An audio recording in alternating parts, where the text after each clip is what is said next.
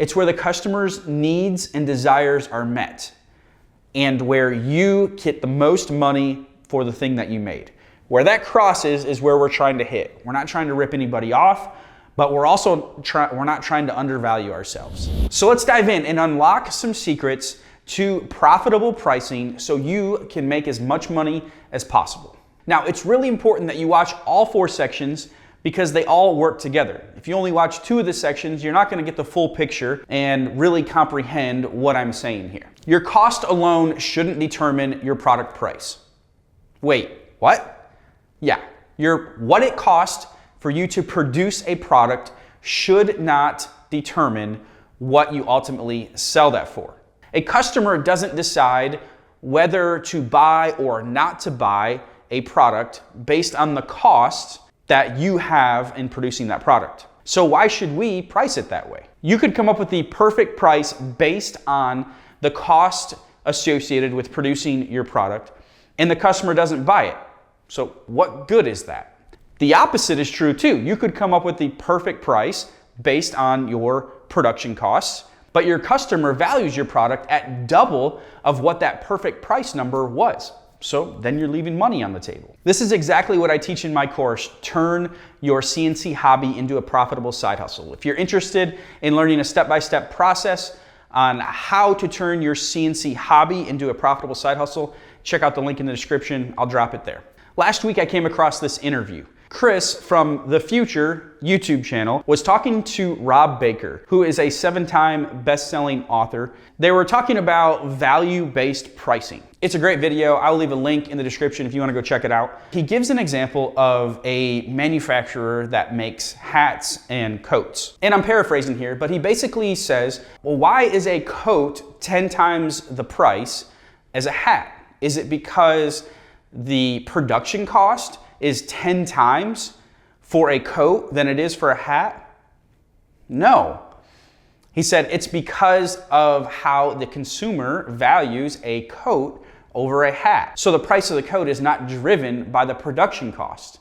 It's driven by the value and by the demand and how the customer perceives the value of the coat versus the hat. So as I was doing some research for this video, I actually came across a really cool experiment from a savings website like savingspot.com. They took the same 12 products from Walmart and priced them out in the largest city of each state. And this is what they found. Tennessee costs 14.3% more than the national average, while just over the border in Kentucky, the same 12 products cost 6.7% less than the national average. That's over a 20% difference in states that neighbor each other. Now, I know there's a lot of factors that go into these things, but these items aren't taxed, so state taxes are out of it. The states are right next to each other, possibly even supplied from the same warehouse. Then you can look at wages. Wages are a big driver of it. But are wages 20% higher in Tennessee than they are in Kentucky? Probably not 20%. But the point is that there is perceived value driving these prices. So if all these scenarios are using value to determine their price and price to justify their cost, why as woodworkers is the most common and talked about and shared pricing formula a fixed cost pricing formula? Meaning materials, labor, this is what I'm going to sell it for, maybe a little profit margin, this is what I'm going to sell it for. And we're sharing that across the internet, across states, across the world, when every single market is different. I think the reason is simplicity, because everybody wants a formula that is plug in the numbers, it spits out X, and this is what I'm going to charge. And I think the reason we desire simplicity is because sales, for most people, is really uncomfortable. Asking for a certain amount of money or putting a certain price tag on an item is an uncomfortable thing for most people to do. So if we have a simple formula, it takes out that anxiety, it takes out that confusion. This is what I had into it, this is what I'm going to charge. If this is the way that you're pricing your woodworking projects, you're doing it incorrectly, and it's probably costing you more money than you realize. Don't get me wrong, knowing your cost is very important. After all, you need to know your cost to know whether or not you're profitable. So the pricing strategy that I use always starts with, what can I possibly sell this for? I also teach in my course that I'm making a product for a target audience. So with that target market knowledge, then I go to a pricing formula, which is very similar to what a lot of people use, and that is materials plus labor times 1.5 plus the target market value. So I'll break this down, but stick with me and I'll explain the target market value here in a second. Materials, pretty straightforward. I figure out how much in materials I have into the product. Labor, same thing. We all need to figure out what our time is worth, what it's worth to you, and that's going to be different based on where you live, who you are, what you need to live. Everybody puts a different value on their time, and there's no right or wrong way to do that. And then times it by 1.5. That 0.5, it consists of two things. One, it consists of the costs that are really hard to quantify.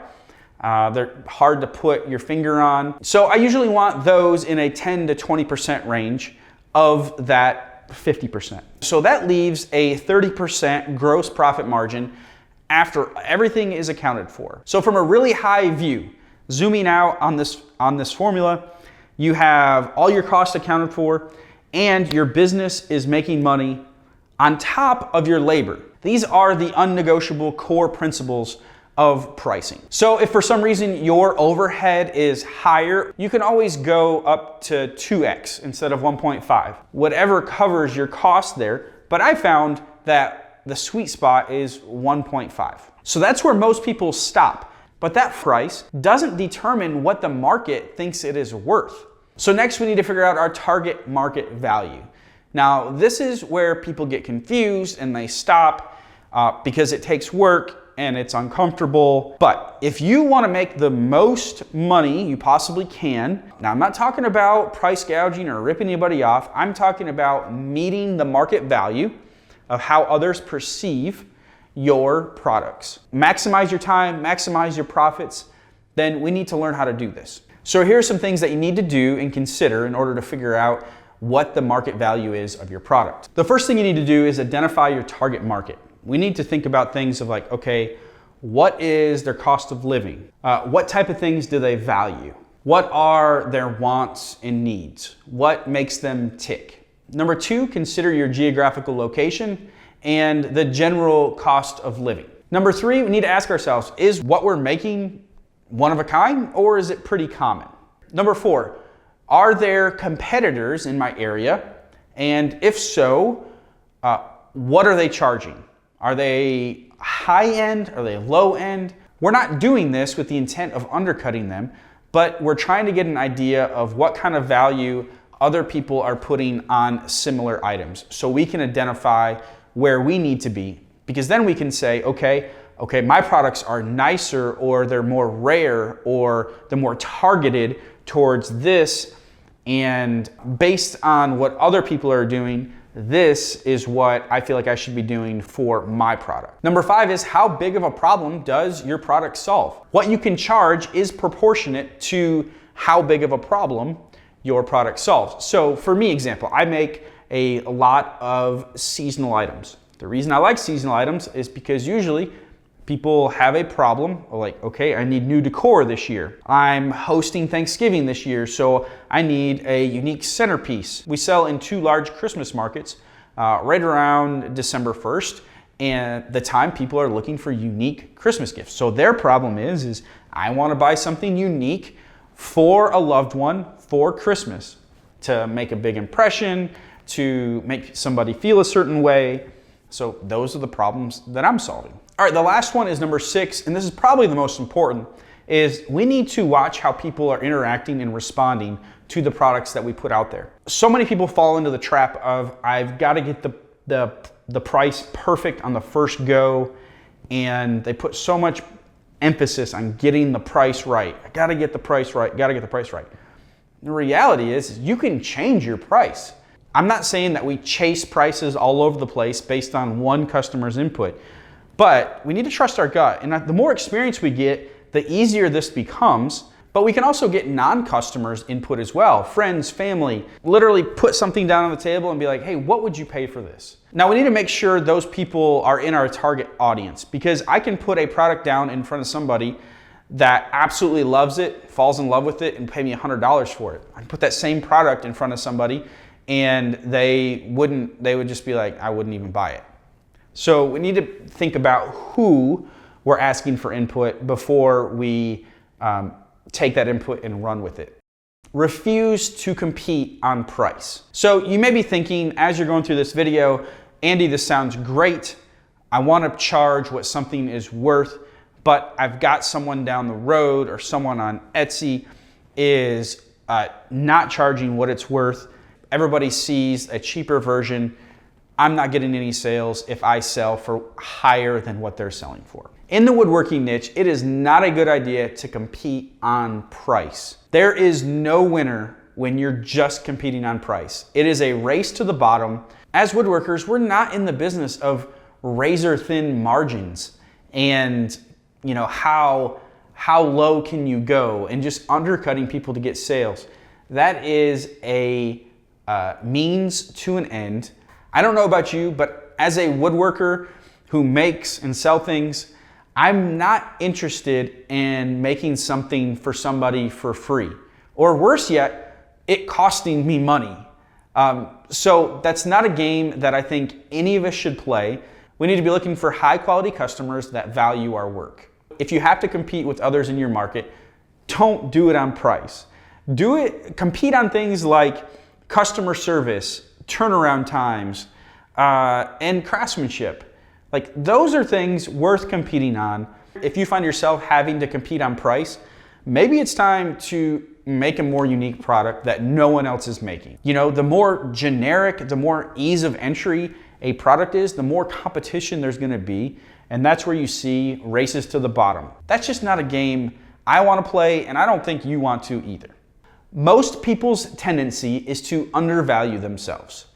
You work too hard on your woodworking projects to leave money on the table.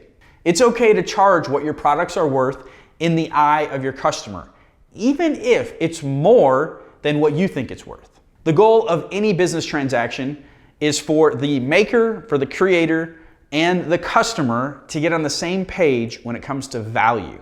This is where the customer's needs are met and the creator gets the most money possible for their project. Let me say that again. It's where the customer's needs and desires are met and where you get the most money for the thing that you made.